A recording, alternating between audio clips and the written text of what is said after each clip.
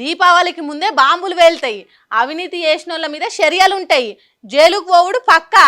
కాంగ్రెస్ సర్కార్ వేల్చే బాంబులకు కారు పాటోళ్ళ ఒళ్ళు జల్దరిస్తే చూడుండ్రి అన్నట్టు ఆ నడుమ మంత్రి పొంగులేటి మాట్లాడిండు. యాదికున్నదా? కానీ అప్పుడు బాంబులు వేలలేదు, కాకర పుల్లలు కూడా తుస్సుమనలేదు. కానీ రాంగ్ డైరెక్షన్లో పెట్టి అంటు పెట్టిన రాకెట్ మన కిందికే వచ్చి వేలినట్టు ఇప్పుడు కాంగ్రెస్ పార్టీ లీడర్లే సొంత సర్కార్ మీద బాంబులు వేలుస్తున్నారు. కాంగ్రెస్ సర్కారు పరిపాలన గొప్పతనం ప్రతిపక్షాలు విమర్శలు చేసుడుతోని దాటి సొంత పార్టీ ఎమ్మెల్యేలే సర్కారు అవినీతి మీద యుద్ధం చేస్తామనే కాడికి వచ్చింది. ప్రతిపక్షాలంటే ఎట్లయినా సర్కారుకు వ్యతిరేకంగా ఓట్లాడతారు, కానీ పార్టీ ఫిరాయించి చేయి గుర్తు పార్టీల శరీకైనలు సీదరించుకుంటున్నారు. ఇటు ప్రజలన్న పాలనను మెచ్చుకుంటున్నారా అంటే అది లేదు. ఇప్పుడు సొంత పార్టీ ఎమ్మెల్యే కోమటిరెడ్డి రాజగోపాల్ రెడ్డి కూడా జంగులేపి కాంగ్రెస్ పాలనలో అవినీతి మీద బాహుబలి తిరిగి యుద్ధం చేస్తా అని అంటున్నాడు.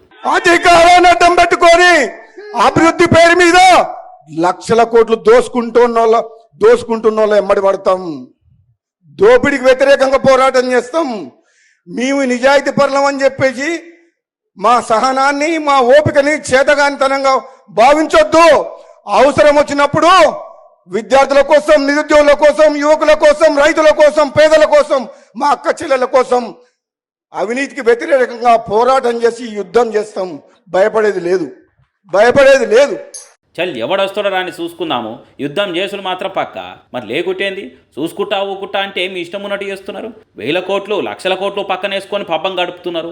ఎవరు ఊకున్నా నేను మాత్రం ఊకోను. మంచి ముహూర్తం చూసుకొని మీకు సుక్కలు చూపించకుంటే నా పేరు రాజగోపాల్ రెడ్డే కాదన్నట్టు కాంగ్రెస్ సర్కారుకు కరెంటు షాక్ తగిలేటట్టు మాట్లాడిండు.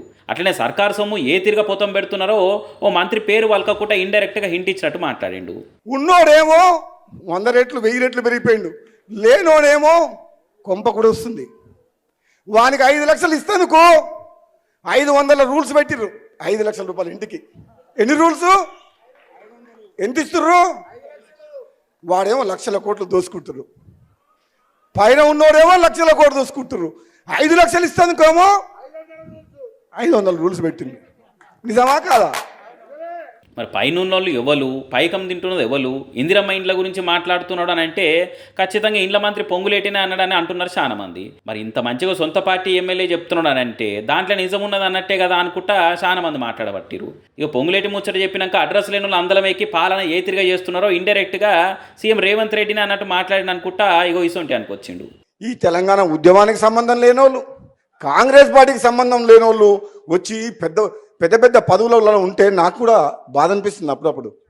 కానీ ఒక రాజకీయ పార్టీలో ఉన్నా కాబట్టి నేను ఎక్కువ మాట్లాడలేకపోతున్నా. పాపం ఎంత బాధపడుతున్నాడో ఏమో రాజగోపాల్ రెడ్డి సారు. తెలంగాణ పోరాటం జరుగుతుంటే గన్నులు పట్టుకొని ఉద్యమకారులను బెదిరించిన వాళ్ళు, పోలీసుల దగ్గర నుంచి లాఠీలు తీసుకొని విద్యార్థులను కొట్టిన వాళ్ళు, ఉద్యమం ఊసు తెలియనోళ్ళు ఇలా కుర్చీలో కూర్చొని కులుపుతున్నారు. ఉద్యమం గురించి పక్కకు పెడితే ఒకప్పుడు ఏరే పార్టీ నుండి చేయి గుర్తు పార్టీకి చెమటలు పట్టించిన వాళ్ళు ఇప్పుడు చేయి పార్టీలో చేరి శకలు పడుతున్నారు. కట్టర్ కాంగ్రెస్ పార్టీలను సైడ్ చేసి కల్తీ కాంగ్రెస్ పార్టీలు కహానీలు వలుపుతున్నారు.